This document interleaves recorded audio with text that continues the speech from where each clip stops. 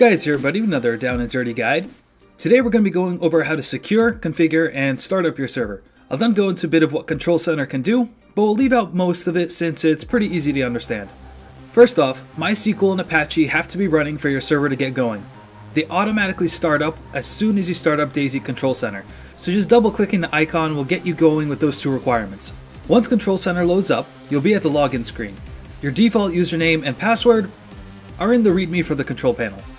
If you forget to look, you can find the README in your Control Center folder on your desktop. But I digress. We're not going to log in just yet. Since there are a ton of default passwords on the server, we're going to want to secure our server.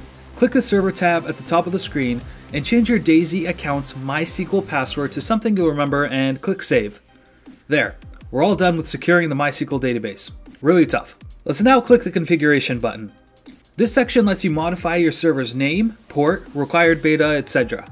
You'll notice that when I hit the Configuration button, the tabs at the top change to Basic, Security, and More. We're only going to care about the first two tabs and get into the third tab in a later guide.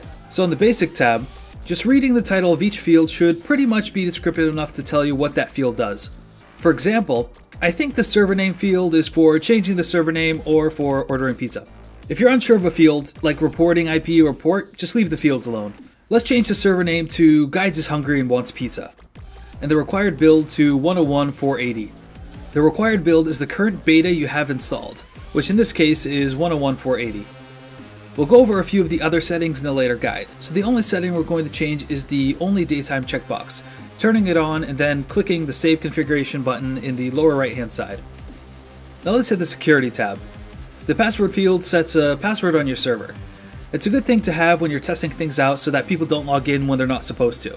You'll want to change the admin password to something only you know. This is the password for the admin panel when you're in the mission briefing screen on your server. It'll let you log in and ban people, restart the server, etc. Also change up the BattleEye password to something only you know. Keep BattleEye enabled, unless you want even the simplest script kiddie to hack your server. The max ping setting kicks anyone who goes over a certain ping limit. I have a really good connection on my server, and since DayZ likes to lag spike people once in a while, I keep it maxed out at 999.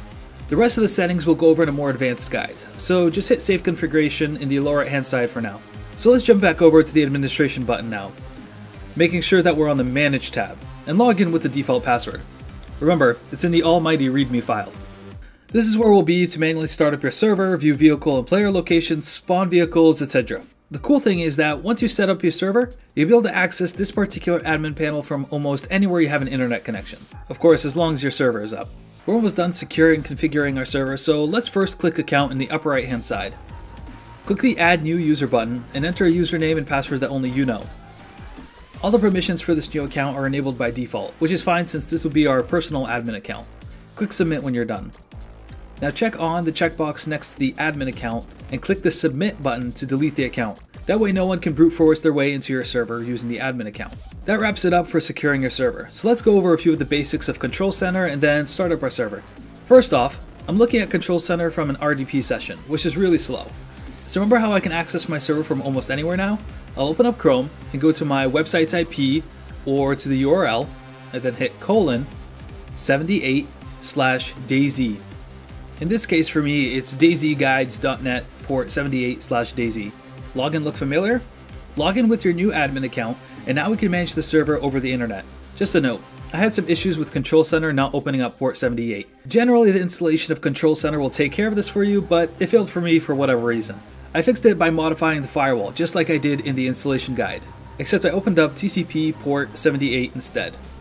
So in the admin panel, let's hover over the Manage tab and click Overview. Like I said, we won't go over everything, just a few things. Most of the stuff is pretty common sense anyways. Go ahead and click the Spawn Vehicles link. Click OK at the prompt, and if all works out well, you'll get a listing of all the vehicles that spawned in. Most all of the information is related to database information, which is kind of pointless unless you know what you're reading, but Control Center gives us some cool tools. Let's mouse over the Map tab and then click Vehicles. You're now looking at a zoomable map view of Chernobyl, complete with all the currently spawned vehicles and their locations. Even more, you can click on a vehicle to get its exact coordinates and a small image of that vehicle type. If you click the name of the vehicle, you get directed to the inventory view of that vehicle, along with some info on how damaged the vehicle is, what parts it might need, and the amount of fuel it has. Once players, crash sites, and tents have been loaded into your world, you can go to the map view for that type of object and likewise see their current location, loadout, etc. We're now ready to start the server. So let's mouse over the Manage tab and hit Server Control. Then just click the Start button and wait. If I go back over to my RDP session, I can see that the server has begun to start up. Eventually, the console for the Arma 2 server will load up. Back on my personal computer, I'm going to load up DayZ Commander. And even though I named my server, it might not show up when I filter out the name. So the safest bet is to go into your favorites and go to the server by IP instead. So I'm going to skip putting in the password and just load up the server. You'll see here that I failed because I didn't put in the password. That's fine. For those of you that don't use DayZ Commander, you can now click the multiplayer button in the Arma 2 main menu, click remote, and then find your server via IP. So I'm now connected to the server and can start playing and invite friends. Back on the server control section, I can now stop the server simply by clicking stop. And so that's it for this guide. In the next episode, we'll be putting your server on a restart schedule, setting up scheduled messaging, going over how the day-night system works, and explaining how to change your server to a different map like Lingor. The episode after that should be going over how to edit things manually in the database, along with introducing some buildings into your map and changing up your starting gear. As always, keep on derping. Where do I go? No, no, no, no, no, no, no, no, get up, get up, get up, get up!